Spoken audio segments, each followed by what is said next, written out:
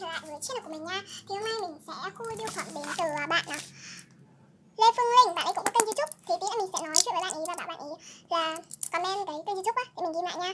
Đây, người nhận là Phương Anh Channel nha. Đằng sau cũng có tờ vận đơn nữa. Đó. Thì nói chung là để mình khui cái tờ đây, mình xé nó đi đã. Và mình có nhận là review hàng cho bạn này á. Nhưng mà hôm qua là mình chỉ đùa với bạn ấy một chút thôi thì bạn ấy thật sự là giận luôn mình rồi các bạn ạ. Đây, mình đã xé cái tờ của cái đó của mình ra đây rồi. Thì giờ mình sẽ khui nha. Đây, thật sự là mình rất là quý bạn này. Nhưng mà hôm qua mình đùa rất là đùa quá trốn ấy. Nên là bạn ấy giận tôi rồi. Giận thiệt quá các bạn. Chặn nhau luôn. Khổ thế chứ mị. Đây. Thì mình khui phẩm nó không có được đẹp á. Thì mọi người thông cảm cho Phương Anh nha. Và đây cũng là video đầu tiên trong kênh mới của Phương Anh, là mong mọi người ủng hộ Phương Anh nha. Ok, Phương Anh đặt bạn ấy một chén cơm này. Wow, hàng rất là đẹp luôn. Hết rồi. Thích quá à. Thì bạn ấy tặng cho mình một cái em này. Mềm, rất là mềm luôn. Cảm ơn Phương Anh nhiều nha. Tôi cũng xin lỗi vì cái chuyện hôm qua luôn ý. Đây, đầu tiên là mình đặt bạn ấy một trái chuối này. Hàng rất là đẹp luôn. Ok, mình sẽ review từng cái nha. Ok, đầu tiên về phần quà tặng, bạn ấy chỉ tặng cho mình một mình xin lỗi. Thì bạn ấy tặng cho mình một em này. Để mình tắt cái đèn đi. Đây, màu hường á, màu hường thì mình rất là thích luôn ấy, thích màu hường lắm. Đó, cảm ơn bà nhiều nha.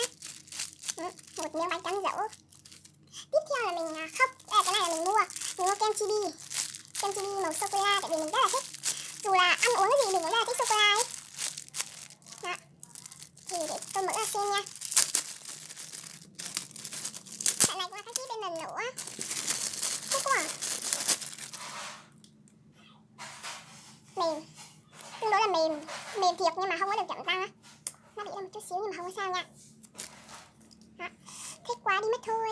Mình hạ camera xuống tí nào. Tiếp theo là mình có mua một cái chuối này. Mình mua cái này là mình mua nha. Rồi cái chuối này mình sẽ làm móc khóa cặp. Wow, thích quá à. Mình sẽ giữ cái chuối này. Và đến những cái chiếc to thì đầu tiên là mình mua lại một cái em mình quên, mình cái đó thôi mọi người ạ. Mình mua lại cái bé cà phê này. Cốc cà phê.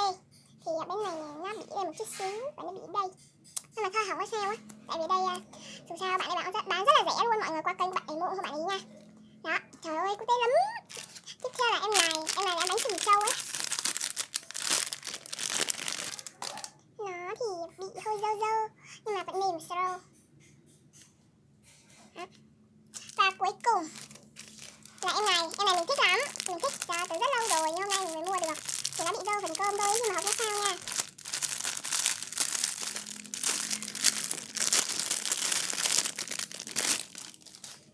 Trời ơi, cái bé này thì nó bị dơ cái phần cơm. Đó, còn hầu như là không có bị sao hết trơn. Nói chung là tuyệt vời. Trời ơi, chậm tăng chưa à, trời cái khủng. Rất là mềm mà chậm tăng luôn. Mình thích cái này quá à. Em ấy chỉ bị dơ cái phần cơm thôi, chứ thật ra mày rất là đẹp luôn. Đây, bị dơ phần cơm nha. Trời ơi, chắc chắn là mình sẽ mua lần thứ hai. Nhưng mà mình đang đợi cái nào mình ưng ý thì mình sẽ mua lần hai nha. Đó, và đây là tất cả những gì mình mua trừ cái này là mẹ bạn ấy tặng cho mình nha. Đó các bạn.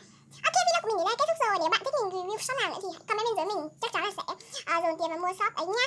Ok mọi người, bye bye tất cả các bạn nha. Nhớ đăng ký kênh này để được 100 sub ủng hộ mình nhé.